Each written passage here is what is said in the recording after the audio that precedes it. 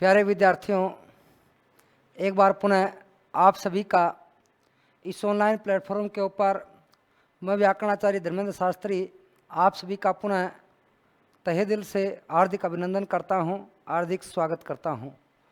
जैसा कि आप सभी को विदित है कि रिट की भाषा द्वितीय के रूप में हम ये संस्कृत का शिक्षण कार्य कर रहे हैं। तो कारक प्रकरण हमारा चल रहा था। कारक प्रकरण में हमने कर्ता कारक है, कर्म कारक है, कर्ण कारक है, संप्रदान कारक है, वहाँ तक पढ़े हैं। अभी अपन चर्चा करेंगे अगले कारक की, अपादान कारक। अपादान कारक सूत्र आता है इसका,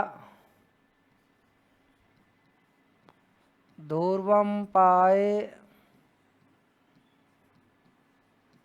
अपादानम। ध्रुवम पाए अपादानम। ध्रुवम यानी स्थिर, विश्लेष। अपाय यानी विश्लेष, ध्रुव यानी स्थिर। देखिए,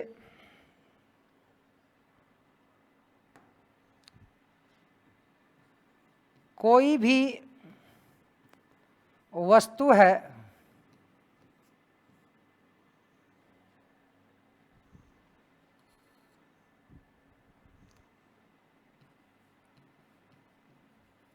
किसी भी वस्तु से कोई वस्तु अलग की जाए, किसी भी वस्तु से कोई वस्तु अलग की जाए तो जिससे वस्तु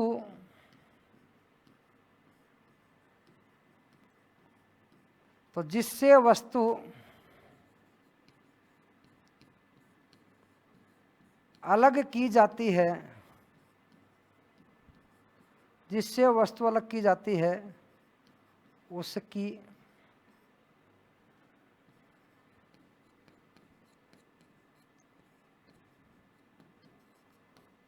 अपादान संज्ञा होती है। देखिए, किसी भी वस्तु से कोई वस्तु क्या की जाए, अलग की जाए। किसी भी वस्तु से कोई वस्तु क्या की जाए, अलग की जाए तो जिससे वस्तु अलग की जाती है, तो जिससे वस्तु अलग की जाती है उसकी संप्रदान संज्ञा होती है, सॉरी अपादान संज्ञा होती है। और फिर एक और सूत्र आता है,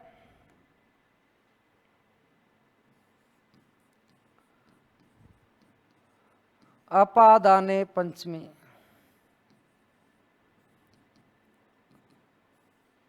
अपादान में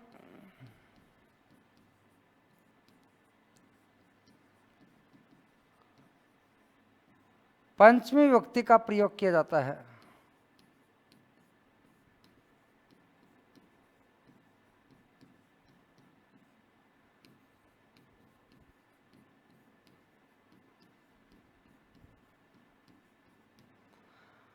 अपादान में कौन सी युक्ति का प्रयोग किया जाता है, पंचमी युक्ति का प्रयोग किया जाता है। जैसे मैं कह दूं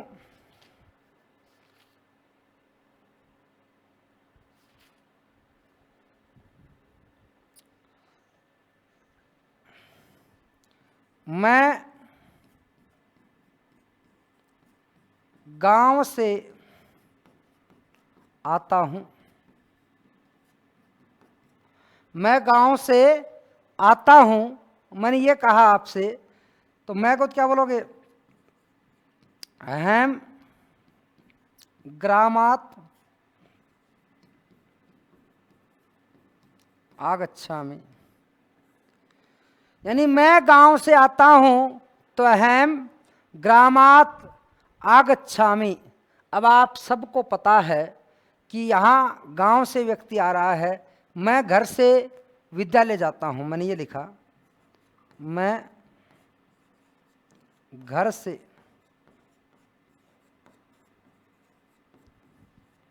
विद्यालय जाता हूं। मैं घर से विद्यालय जाता हूं। अब अलग किससे हो रहा हूं मैं? घर से हो रहा हूं। किससे हो रहा हूं? घर से हो रहा हूं। तो क्या कहोगे? अहम गृहात् विद्यालयम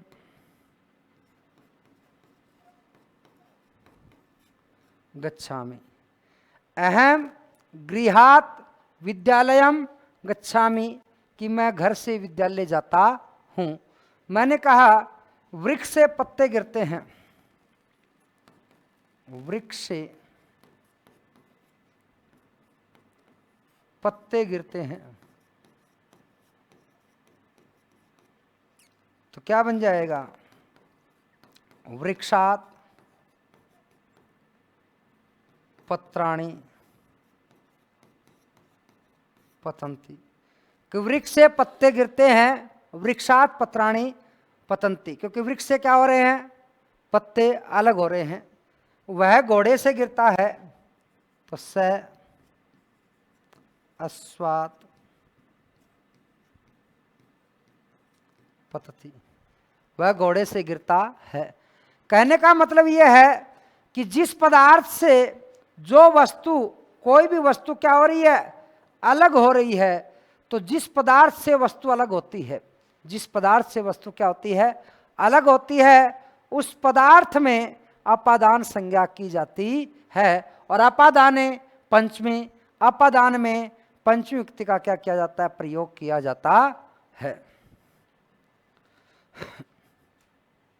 मैंने कहा 2 नंबर सूत्र आता है भित्रार्थानाम भय हेतु।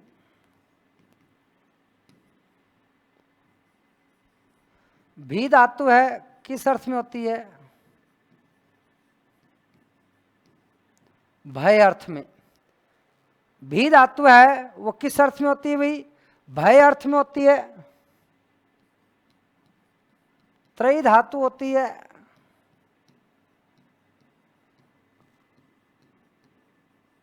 रक्षा करना अर्थ में।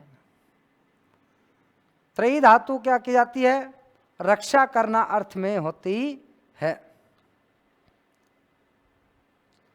तो जिसके प्रति इन धातुओं का प्रयोग किया जाता है, जिसके प्रति इन धातुओं का प्रयोग किया जाता है, त्रयी धातु होती है, इसको क्या हो जाता है? अभी त्रा हो जाता है।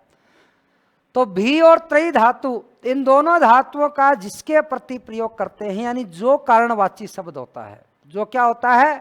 कारणवाची शब्द होता है, उस कारणवाची शब्द में कौन सी संज्ञा होती है? अपादान संज्ञा होती है, यानी पंचमी युक्ति होती है। जैसे बालक शेर से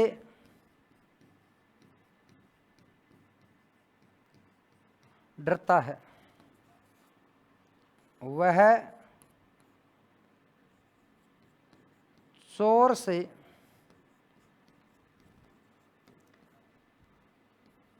रक्षा करता है, वह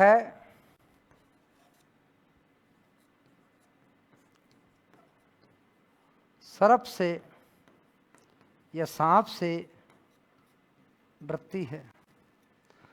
अब देखिए भाई, जो भय का कारण होगा, जो भय का कारण होगा, उस कारणवाची शब्द में कौन सी युक्ति का प्रयोग करेंगे? अपन पंच युक्ति का करेंगे।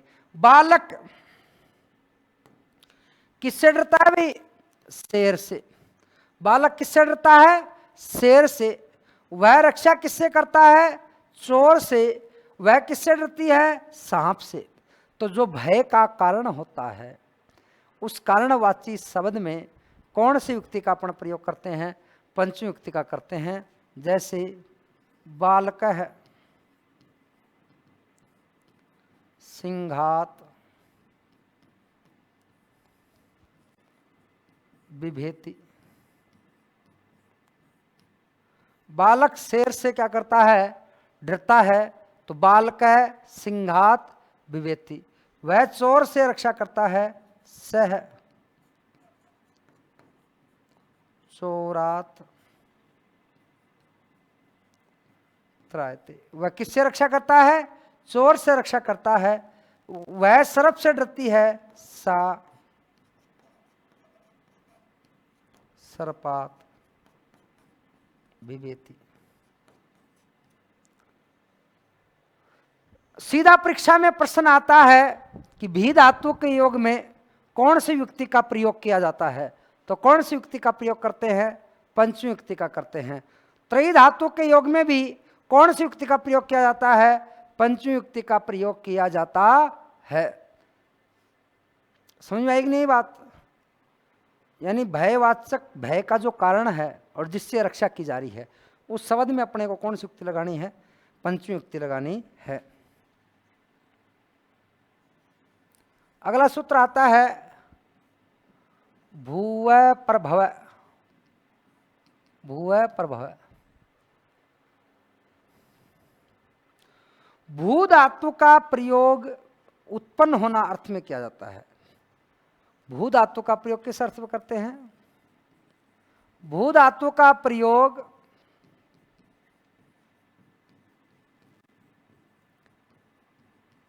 उत्पन्न होना या भू धातु का प्रयोग उत्पन्न होना या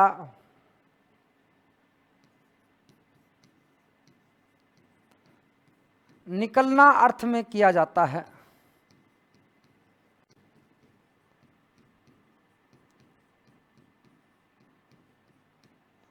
भू धातु का प्रयोग उत्पन्न होना या निकलना अर्थ में किया जाता है।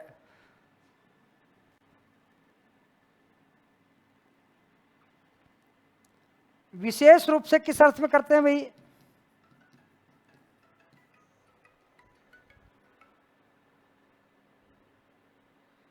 विशेष रूप से उद्गमवाची शब्दों में, विशेष रूप से उद्गमवाची शब्दों में, विशेष रूप से उद्गमवाची शब्दों में इसका प्रयोग किया जाता है।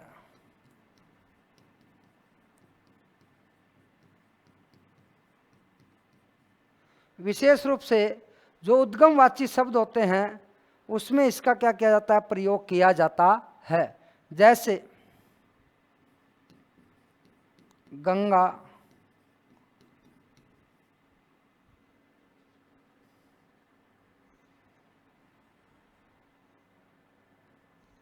गंगा हिमालय से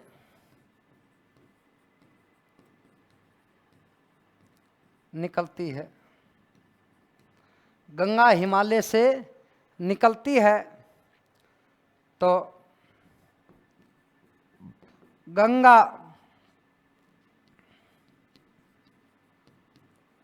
हिमालयात या हिमवत, दोनों ही रूप आते हैं भाई।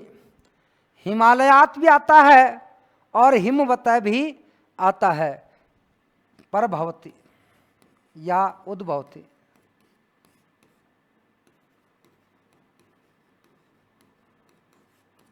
गंगा हिमालय से निकलती है या उद्भवती, उद्गम होता है। गंगा हिमालय से निकलती है या उद्गम होता है, एक ही चीज है। कहने का मतलब है कि आप जो भी, जिससे भी निकलती है, जैसे वृक्ष से पत्ते निकलते हैं, वृक्ष से पत्ते निकलते हैं, वृक्ष से पत्ते निकलते हैं, तो क्या हो जाएगा? वृक्षात पत्राणि परभवन्ति। पत्ते बहुवचन में है, यानी जो उद्गमवाची शब्द होगा उस उद्गमवाची शब्द में कौन सी युक्ति का प्रयोग किया जाएगा भाई? पंचमी युक्ति का किया जाएगा। तो भू धातु का प्रयोग जब भी उद्गम होना या निकलना अर्थ में किया जाए, भू धातु का प्रयोग जब भी उद्गम होना या निकलना अर्थ में किया जाए, तो जो उद्गमवाची शब्द होता है उस उद्गमवाची शब्द में कौन सी युक्ति का प्रयोग करते हैं भाई? उद्गमवाची शब्द में पंचमी युक्ति का प्रयोग किया जाता है।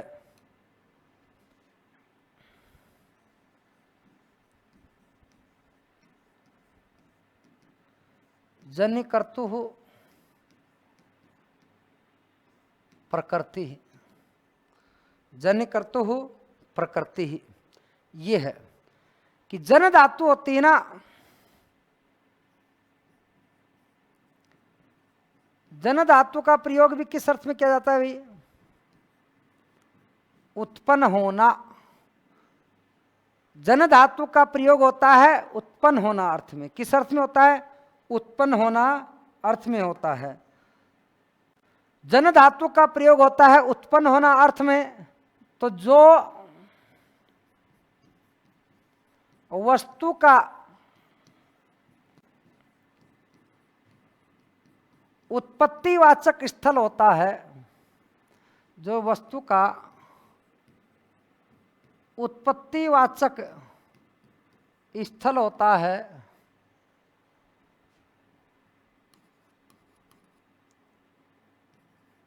उसकी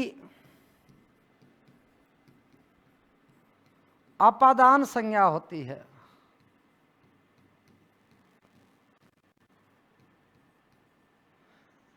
यानी जन धातु का प्रयोग किया जाता है उत्पन्न होना या निकलना अर्थ में। जन धातु का प्रयोग किया जाता है उत्पन्न होना या निकलना अर्थ में, तो जो वस्तु का उत्पत्तिवाचक स्थल होगा, जहां से कोई पदार्थ बनता है, उसमें कौन सी युक्ति होती है? पंचमी युक्ति होती है। जैसे ब्रह्मा से प्रजा उत्पन्न होती है। ब्रह्मा से प्रजा उत्पन्न होती है। अब प्रजा का जो उत्पत्तिवाचक स्थल होता है वो कौन होता है? ब्रह्मा। कौन है? ब्रह्मा। तो ब्रह्मा में क्या करोगे? पंचमी युक्ति करोगे। कौन सी युक्ति करोगे? पंचमी युक्ति करोगे। मैं आपसे कहता हूं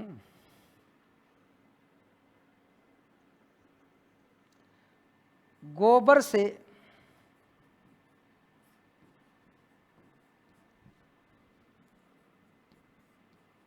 बिच्छू उत्पन्न होते हैं।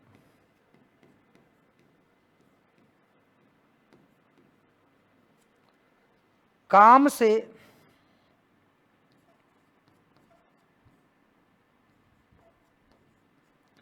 क्रोध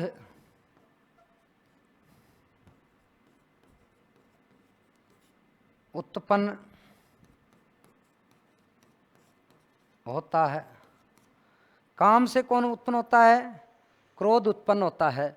तो जो यहां से आपको ये देखना है कि उत्पत्तिवाचक स्थल कौन कौन सा है, या काम है या गोबर है, ये रूप बड़ा महत्वपूर्ण है भाई। पूछा जाता है ये ब्राह्मण, यानी ब्राह्मण में कौन सी युक्ति है? पंचमी युक्ति है। ब्राह्मण में कौन सी युक्ति है? पंचमी युक्ति है। ब्राह्मण प्रजा प्रजायन्ते, ब्राह्मण प्रजा प्रजायन्ते। गोमयात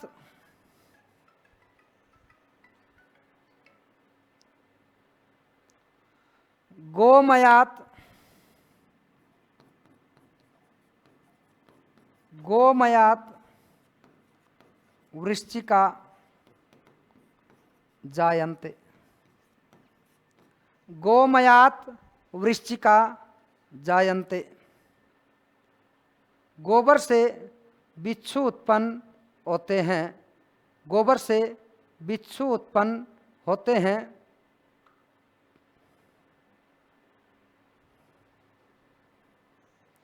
काम से क्रोध उत्पन्न होता है, कामात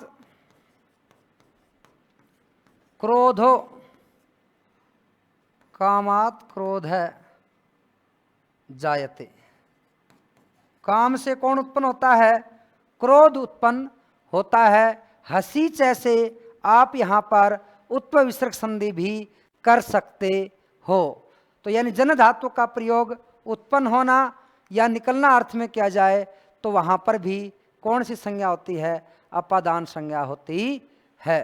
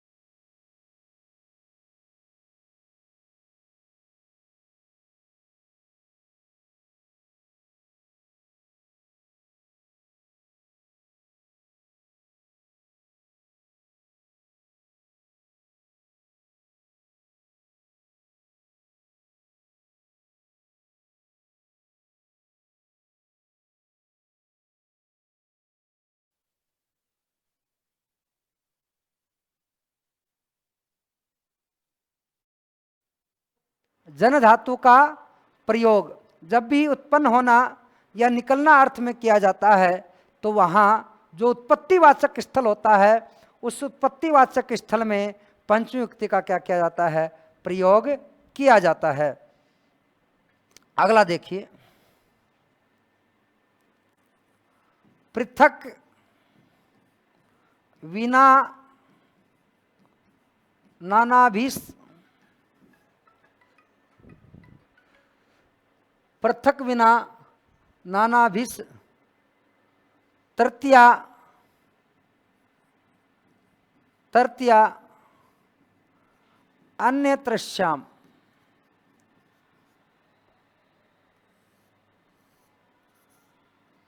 पृथक विना नानाभिस तृतीया अन्य त्रश्याम। शब्द आ रहा है, एक शब्द आ रहा है पृथक, एक आ रहा है विना और एक शब्द आ रहा है नाना। एक शब्द आ रहा है पृथक, विना और नाना। इन के योग में पृथक का मतलब तो होता है अलग होना। क्या होता है? अलग होना। विना का के बिना और नाना का अनेक। नाना का मतलब क्या होता है? अनेक। इन तीन शब्दों के योग में, इन तीन शब्दों के योग में द्वितीया तृतीया और पंचमी युक्ति का प्रयोग किया जाता है। यानी पृथक, विना और नाना शब्दों के योग में द्वितीया तृतीया और पंचमी युक्ति का प्रयोग किया जाता है। जैसे जल के बिना जीवन नहीं है। जल के बिना जीवन नहीं है तो क्या बन जाएगा? जलम द्वितीय युक्ति विना जीवनम नास्ति। अब चाहे तो यहां जलम लगा दो, चाहे आप क्या लगा दो? जलेन लगा दो, और चाहे क्या लगा दो? जलात लगा दो। जलम, जलेन, जलात, ये तीनों के तीनों आप क्या कर सकते हो, लगा सकते हो। यानी द्वितीया, तृतीया, पंचमी। मैं कह दूं धर्म से अलग होकर सुख नहीं है, धर्म से अलग होकर सुख नहीं है।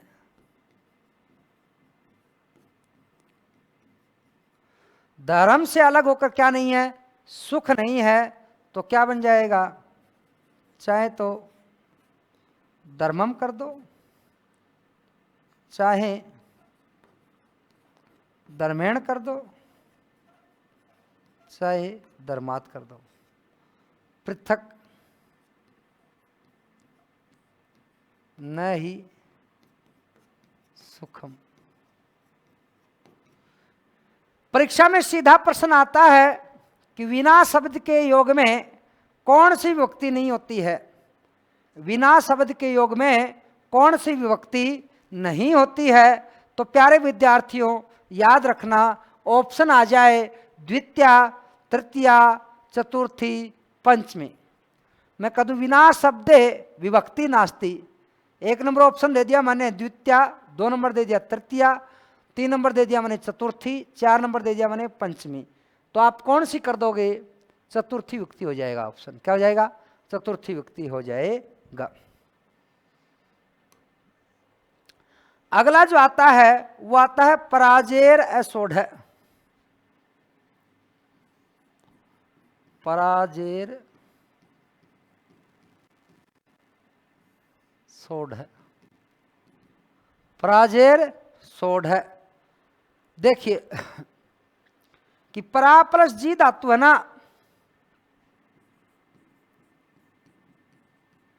परा प्लस जी धातु, इसका शाब्दिक अर्थ होता है सहन नहीं करना। या मैं सीधे शब्दों में आपसे कह दूं अपनी भाषा में, हार मान लेना। क्या मान लेना, हार मान लेना। यानी परा प्लस जी धातु से जब यह कह दिया जाए कि व्यक्ति स्वयं क्या मान ले, हार मान ले, क्या मेरे से नहीं पढ़ा जाता, मेरे से रिट की तैयारी नहीं होती, तो उसको अपन क्या बोलेंगे, परा प्लस जी धातु से। जिससे व्यक्ति हार मान लेता है, जिससे व्यक्ति हार मान लेता है उसकी क्या होती है, संप्रदान संज्ञा होती है। व्यक्ति जिससे क्या मान लेता है, हार मान लेता है, उसकी संप्रदान संज्ञा होती है। जैसे मैंने कहा वह अध्ययन से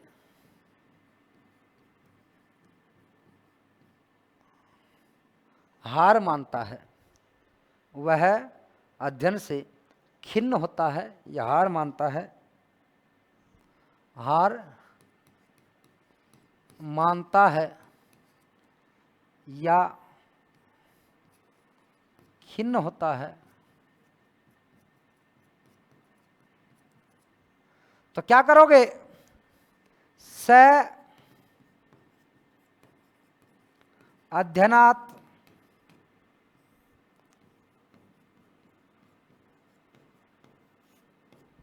स अध्ययनात् पराजयते, कि वह अध्ययन से क्या मानता है, हार मानता है। वह अध्ययन से क्या मानता है, हार मानता है। कहने का मतलब क्या है कि व्यक्ति स्वयं हार माने ना, तब क्या करनी है आपको, पंचमी करनी है। मैं कह दूं राजा शत्रु को पराजित करता है, तो राजा शत्रुम पराजयति, वहां कर्म कारक ही होगा। वहां कौन सा कारक होगा, कर्म कारक ही होगा।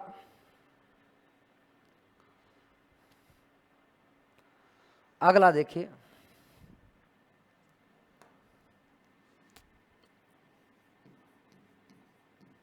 अंतर्धौ येन अदर्शनम इच्छति। अंतर्धौ येन अदर्शनम इच्छति, कि व्यक्ति जिससे छिपना चाहता है, व्यक्ति जिससे छिपना चाहता है, व्यक्ति जिससे क्या करना चाहता है, छिपना चाहता है, उसकी अपादान संज्ञा होती है।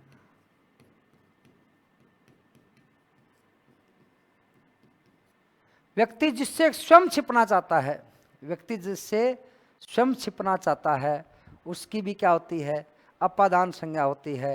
मैं कह दूं कि कृष्ण माता से छिपता है। कृष्ण किससे छिपता है, माता से छिपता है, तो क्या बना दोगे, कृष्ण है मातुः निलीयते। कृष्ण मातुः निलीयते, यानी व्यक्ति जिससे स्वयं छिपना चाहता है ना, उसकी अपन क्या करते हैं, अपादान संज्ञा करते हैं। जैसे मैं आपसे कह देता हूं राधा कृष्ण से छिपती है, राधा कृष्ण से छिपती है, तो राधा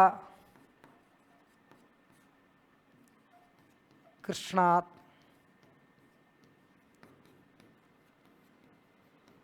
निलीयते। राधा कृष्ण से क्या करती है, छिपती है। कहने का मतलब यह है कि व्यक्ति जिससे क्या करना चाहता है, छिपना चाहता है, व्यक्ति जिससे छिपना चाहता है, उसकी क्या करते हैं, संप्रदान संज्ञा की जाती है। व्यक्ति जिससे छिपना चाहता है, उसकी क्या होती है, संप्रदान संज्ञा होती है। अगला देखिए, जुगुप्सा वीरम परमादार्थानाम उपसंख्यानम।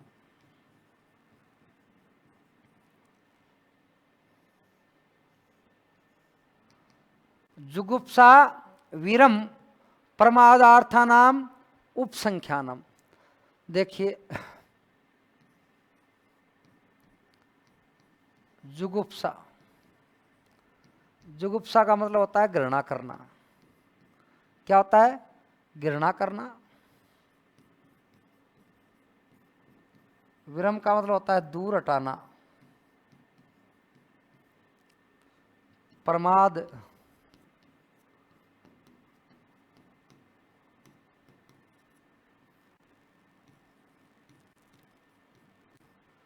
प्रमाद का मतलब होता है आलस्य करना। जुगुप्सा का मतलब होता है घृणा करना। विरम का मतलब होता है दूर हटाना। प्रमाद का मतलब होता है आलस्य करना। कि व्यक्ति इन तीन धातुओं का प्रयोग, व्यक्ति इन तीन धातुओं का प्रयोग जिसके प्रति किया जाता है, इन तीन धातुओं का प्रयोग जिसके प्रति किया जाता है, उसकी भी क्या होती है, संप्रदान संज्ञा होती है। उसकी भी क्या होती है, संप्रदान संज्ञा होती है।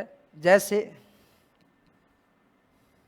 वह पाप से,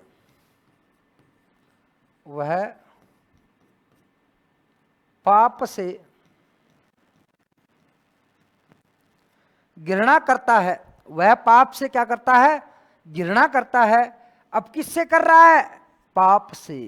किससे करता है, पाप से करता है। तो वह पाप में क्या कर दो, स पापात, स पापात जुगुप्सते। वह पाप से क्या करता है, घृणा करता है। स पापात जुगुप्सते। मैं कह दूं कि वह पाप से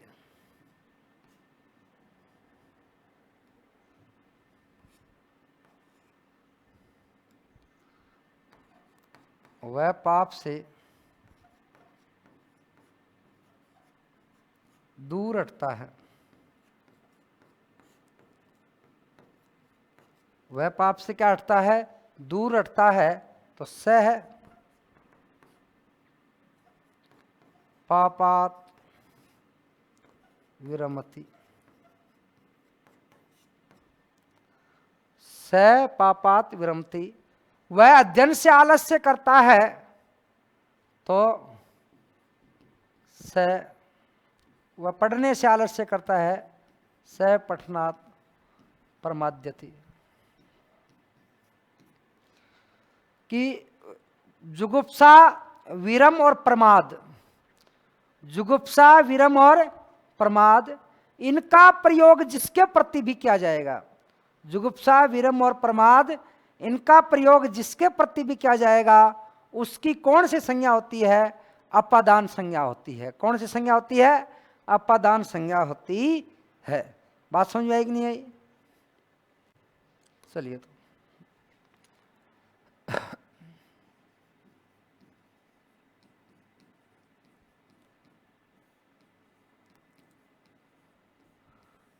अगला जो कारक आता है वो आता है अधिकरण कारक। कौन सा कारक आता है, अधिकरण कारक आता है। देखो अधिकरण कारक क्या होता है, इसका सूत्र आता है आधारो अधिकरणम, आधारो अधिकरणम। यानी क्या कहता है, देखिए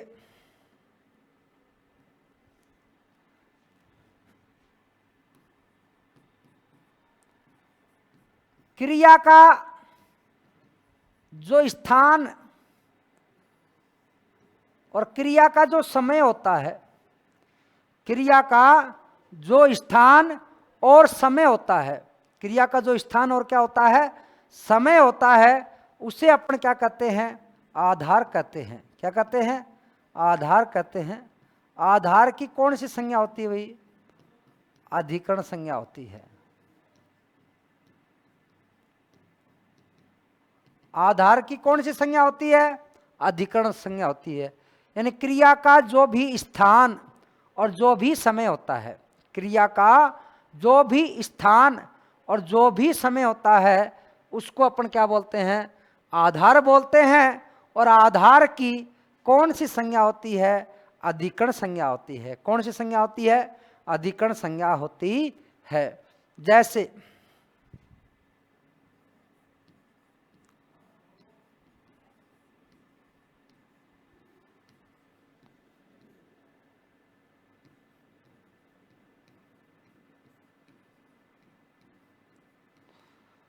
मैं आपसे कह दूं वह सिक्कर में रहता है, वह सिक्कर में रहता है। अब यहां रहना है, अब क्रिया का स्थान क्या है, सिक्कर। क्या है, सिक्कर। मैं कह दूं वह प्रातःकाल पढ़ता है, वह प्रातःकाल पढ़ता है। तो यहां क्रिया क्या है, पढ़ना, पढ़ने का समय क्या है, प्रातःकाल। क्या है, प्रातःकाल। यानी क्रिया का जो भी स्थान और जो भी समय होगा, क्रिया का जो भी स्थान और जो भी क्या होगा, समय होगा। क्रिया का जो भी क्या होगा, स्थान होगा या फिर क्या होगा, समय होगा। क्रिया का जो भी स्थान होगा या फिर क्या होगा, समय होगा, उसे अपन क्या बोलते हैं, आधार बोलते हैं। क्या बोलते हैं, आधार बोलते हैं। मैं पर्वत पर रहता हूं, मैं पर्वत पर रहता हूं, मेरी क्रिया क्या है, रहना। अब रहने का जो समय है वो क्या है, स्थान है वो क्या है, पर्वत। मैं सायंकाल खेलता हूं, मैं सायंकाल खेलता हूं, मेरी क्रिया कौन सी है, खेलना। कौन सी है, खेलना। अब खेलना क्रिया है तो खेलने का समय क्या है, प्रातःकाल, सायंकाल। क्या है, सायंकाल। तो मैं पढ़ने का समय क्या है, प्रातःकाल है। अब देखिए आधार के भेद कितने होते हैं। आधार समझ गए ना, किसको बोलते हैं, क्रिया का स्थान और जो समय होता है, क्रिया का स्थान और समय होता है, उसे क्या कहा जाता है? आधार कहा जाता है। क्रिया का जो स्थान और समय होता है उसे अपन आधार बोलते हैं। और आधार की क्या होती है? अधिकरण संज्ञा होती है।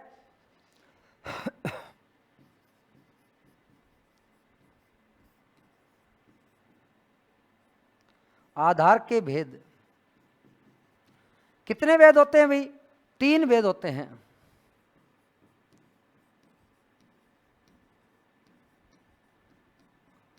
औपश्लेषिक, वैषयिक,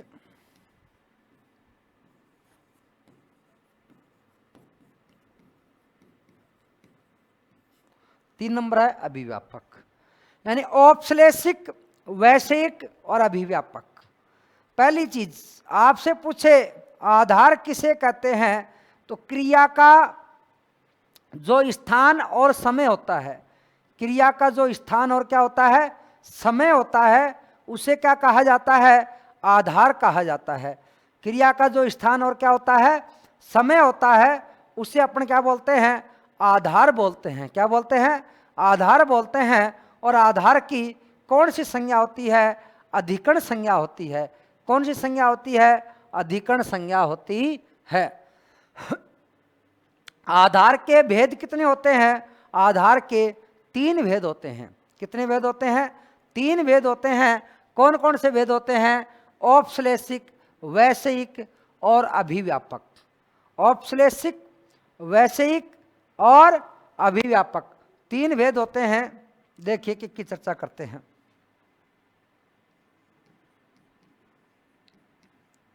आधार के भेद।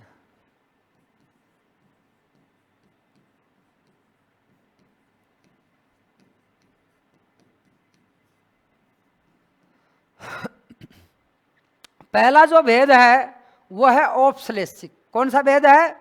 औपश्लेषिक। जहां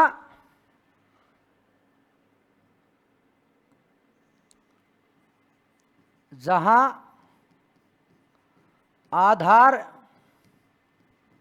और आधेय का, आधार और आधेय का, जहां आधार और आधेय का सामान्य संबंध होता है, औपश्लेषिक कहते हैं। देखो भाई, कुछ समय का, परमानेंट नहीं, कुछ समय का। जैसे मैं सीकर रहता हूं, मैं चटाई पर बैठता हूं, वह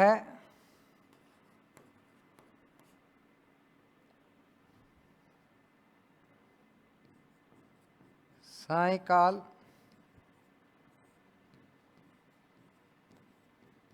पढ़ता है, वह सायंकाल पढ़ता है। देखिए 3 चीजें हैं। मैं सीकर रहता हूं, अब अल्पकाल के लिए रहता हूं, 1 महीने, 2 महीने, 5 साल, 7 साल, इतना ही तो हो सकता है। यानी जहां आधार और आधेय का कम संबंध होता है ना, वह आधार और आधेय का क्या होता है? सामान्य संबंध होता है। उसे अपन क्या बोलते हैं? औपश्लेषिक। क्या बोलते हैं? औपश्लेषिक। जैसे अहम सीकरे वसामी, क्योंकि सीकर की कौन सी संज्ञा हो गई? अधिकरण संज्ञा हो गई। कौन संज्ञा हो गई? अधिकरण संज्ञा हो गई। एक सूत्र आता है सप्तम्याधिकरणे च, सप्तम्याधिकरणे च, कि जहां अधिकरण कारक होता है वहां कौन सी युक्ति होती है? सप्तमी युक्ति होती है। कि जहां अधिकरण कारक होता है वहां सप्तमी विभक्ति होती है, यानी अधिकरण में कौन सी युक्ति का प्रयोग किया जाता है? सप्तमी विभक्ति का प्रयोग किया जाता है। और समीपवाची और दूरवाची, समीपवाची और दूरवाची शब्दों में भी सप्तमी विभक्ति का प्रयोग किया जाता है। मैं कह दूं अहम कटे तिष्ठामि, कि मैं चटाई पर क्या करता हूं? बैठता हूं। अहम कटे तिष्ठामि, कि मैं चटाई पर बैठता हूं। वह सायकाल पढ़ता है, स सायकाले पढ़ती, कि वह सायकाल पढ़ता है। कहने का जो मतलब है वो मतलब यही है कि जहां आधार और आधेय का सामान्य संबंध होता है उसको कौन सा आधार बोलते हैं? अपन औपश्लेषिक आधार बोलते हैं। कौन सा आधार बोलते हैं? औपश्लेषिक आधार बोलते हैं। अगला जो आता है 2 नंबर आता है वैश्विक। जहां आस्था का विषय हो, जो चीज दिखाई नहीं दे, जैसे उसकी शिव में रुचि है, उसकी मोक्ष में इच्छा है, उसकी मोक्ष में क्या है? इच्छा है। अब ये इच्छा तो है परंतु ये दिखाई देती है क्या? नहीं देती, यानी विषयता, रुचि संबंधित हो गई। तो क्या कहेंगे? उसकी मोक्ष में इच्छा है, उसकी मोक्ष में क्या है? इच्छा है। तो क्या बोलेंगे? तस्य तस्य मोक्षे इच्छा अस्ति। उसकी किस में इच्छा है? मोक्ष में इच्छा है। उसकी शिव में रुचि है, उसकी व्याकरण में, वैयाकरण में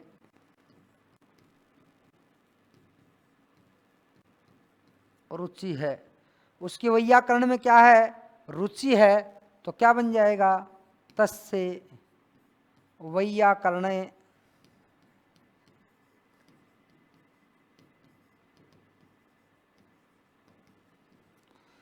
उसकी वैयाकरण में क्या है? रुचि है। तो तस्य वैयाकरणे रुचि ही अस्ति। समझ में आएगी नहीं बात?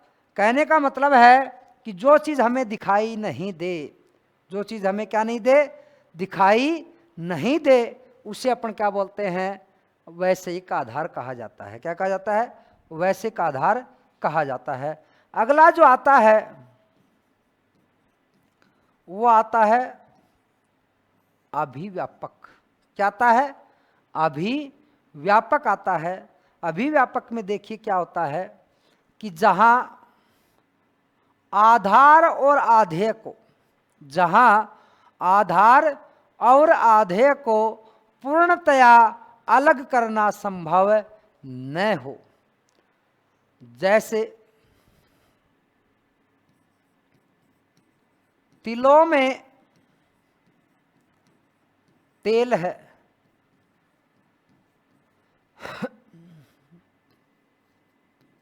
दूध में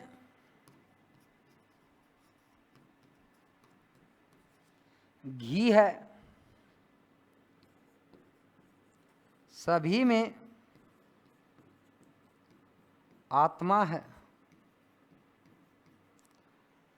तिलों में क्या है? तेल है।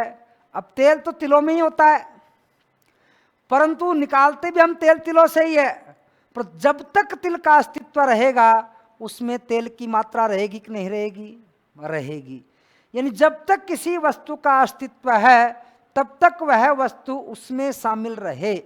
जहाँ आधार और आधेय का पूर्णता क्या बना रहे? संबंध बना रहे, उसे अपन क्या बोलते हैं? अभिव्यापक बोलते हैं। क्या बोलते हैं? अभिवापक बोलते हैं तो इसमें क्या बनेगा, तिलेषु तैलम अस्ति, तिलेषु तैलम अस्ति।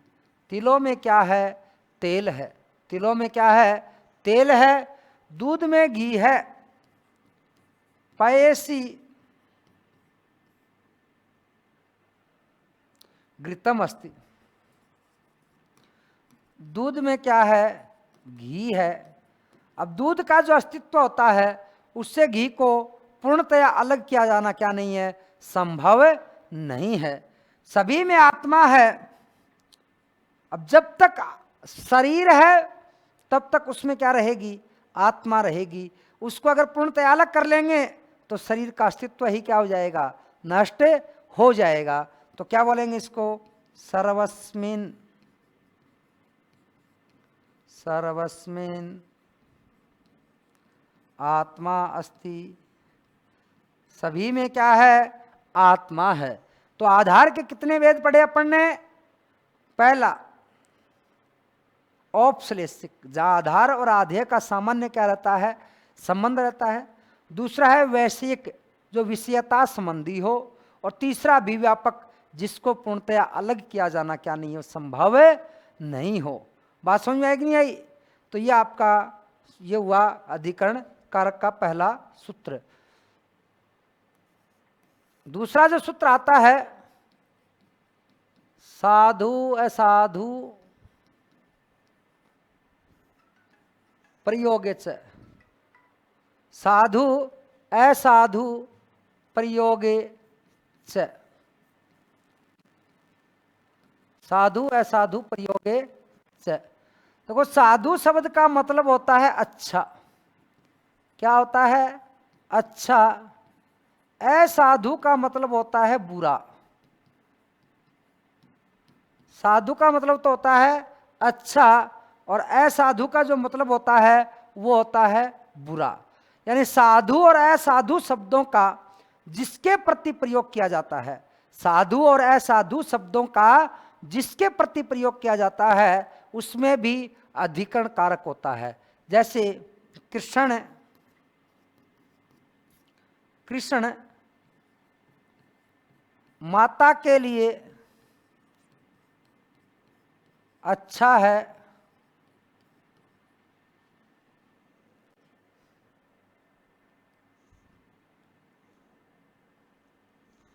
कृष्ण माता के लिए अच्छा है, परंतु मामा के लिए बुरा है।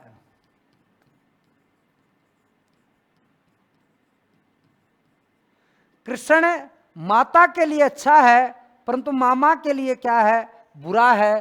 तो क्या बनाओगे, कृष्ण है। अब जिसके लिए इन शब्दों का प्रयोग कर रहे हैं ना, साधु है साधु का, उसमें कौन सी युक्ति लगानी होगी, सप्तमी युक्ति लगानी होगी। तो कृष्ण मातरी साधु परंच मातुले असाधु। कृष्ण माता के लिए अच्छा है परंतु मामा के लिए क्या है, बुरा है। रिट में सीधा प्रश्न आता है कि साधु शब्द कह विभक्ति भवती, यानी साधु शब्द के योग में कौन सी युक्ति होती है। तो कौन सी युक्ति होती है, सप्तमी युक्ति होती है कि वह मेरे लिए अच्छा है परंतु तुम्हारे लिए बुरा है। वह मेरे लिए अच्छा है परंतु तुम्हारे लिए बुरा है। तो सह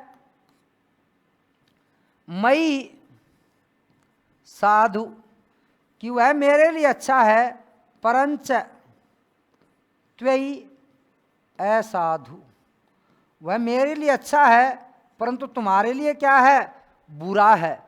तो यहाँ मई में सप्तमी है और यहाँ त्वयि में सप्तमी है, यानी मई में भी सप्तमी है और त्वयि में भी क्या है, सप्तमी है। दोनों शब्दों में कौन सी विभक्ति है, सप्तमी विभक्ति है। तो यहाँ साधु और असाधु इन दोनों के योग में कौन सी युक्ति हुई, सप्तमी युक्ति हो गई। तो सीधा सा हो गया कि साधु और असाधु शब्दों के योग में सप्तमी युक्ति का प्रयोग किया जाता है। यह आपके अधिकरण कारक के दो सूत्र हुए। बाकी चर्चा करेंगे हम आगामी कालांश में। उम्मीद करता हूँ आप सभी के अच्छी प्रकार समझ में आया होगा। जय हिंद, जय भारत।